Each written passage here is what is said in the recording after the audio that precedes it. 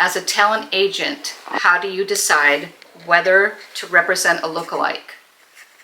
As an agent of Tribute Productions, which is my own talent agency that I have here in Hollywood, I also represent over 100 of the best impersonators nationwide. How do I decide who I hire? I observe. I actually send a few things as a test before I ever hire somebody, which is an email with some instructions, and I need to know that a person can follow instructions. I need to know that they're going to show up on time. I need to know that they already have an act that I can book, because it's not enough to work in this industry because you look like someone. You have to have a talent, a skill, speaking, singing, dance, acting. So basically I send an email, and if the person can follow the instructions, then I'm on to like phase 2 with that person. And I will either talk with them on the phone, or I'll go back and forth with some emails. I'll look at their promotional material. How up to date is it? How creative is it? And then once I like you, I will pitch away. I will do everything in my power to get you work and get you submitted and get you really great opportunities as a performer. What qualities and factors are most important when hiring a talent?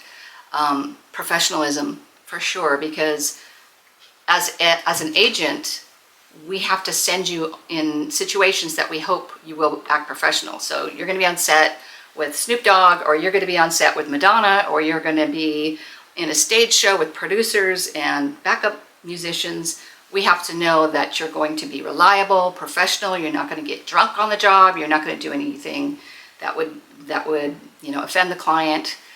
So most important is the professionalism, because this is a business. You have to remember, entertainment is a business, and so you have to approach it as a business person.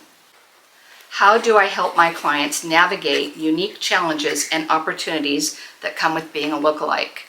As an agent, how do I navigate my clients with the unique things that come up booking an impersonator? First and foremost, I say to my clients when they're booking or even inquiring about booking a lookalike, is that, are they being hired to fool the public? Because now we live in a very different time where a lot of clients will want to fool the public with photos or video of a celebrity impersonator.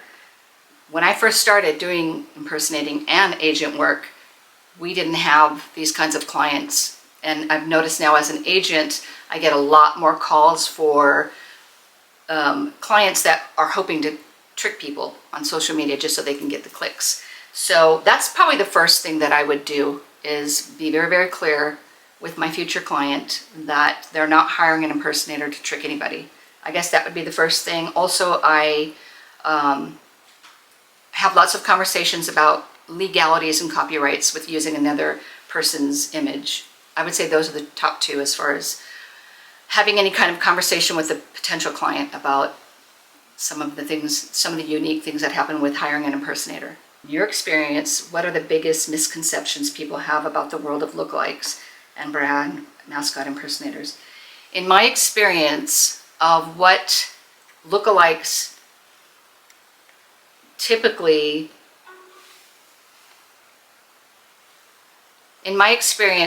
the most typical misconceptions about people working as impersonators is that they don't have their own identity.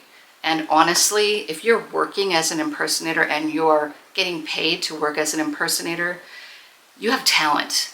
And so typically it's not that somebody doesn't have their own identity. It's just that there is a need to be filled with shows like Legends in Concert. There's all kinds of stand-in work. There's all kinds of live shows where we need talented singers, talented dancers, talented performers. So, I mean, even Bruno Mars started out as a Prince impersonator, and he certainly wasn't lacking in identity. He was just a young kid looking for a job and to perform. So I feel like the misconception is people go, oh, you have no identity. You think you're Madonna. And the absolute opposite is true, is that most of us working impersonators know exactly who we are, and this is a job. just like anything else. We clock in 9 to 5 with somebody else's identity, and it's really not much different than what an actor has to do when he goes to play a part in a movie. He doesn't lose himself while he's filming this part in a movie. He engages himself and learns how to be that part for that time. And then when the movie shoot's done, he's back to his regular life. And with impersonators, most part, we do the same. When we're hired, we put it on. When we're done, we take it off. And so the misconceptions that impersonators don't have any identity of their own really needs to be clarified, I feel. As someone who helps people manage their likeness, what advice would you give me in approaching Green King to compensation or recognition for my likeness for their beer logo? Okay, so you look like the Green King logo, and that's a whole different gamut of celebrity impersonator concepts, because you look like a logo. So if I were you, I would create ideas and opportunities of what you could do as this character. Remember, you are representing somebody else's brand. I'm sure they're very particular about how that goes about. In the US, there is a guy that does Colonel Sanders lookalike, and he actually does gigs and meet and greet and all kinds of stuff as that character brand. So it would be possible for you to create some kind of work for yourself as this character. If I were you, I would contact the corporate clients and present yourself very professionally and reach out to them and say, what kind of events, what kinds of things can I do to appear as your logo and as your brand? I think you could create some really fun, interesting opportunities for yourself. And I think that could be something that's long-term for yourself, isn't that character? As long as it's a super popular brand, which it sounds like it is. Get your look down. You haven't even sent me what it is, but I'd love to see it.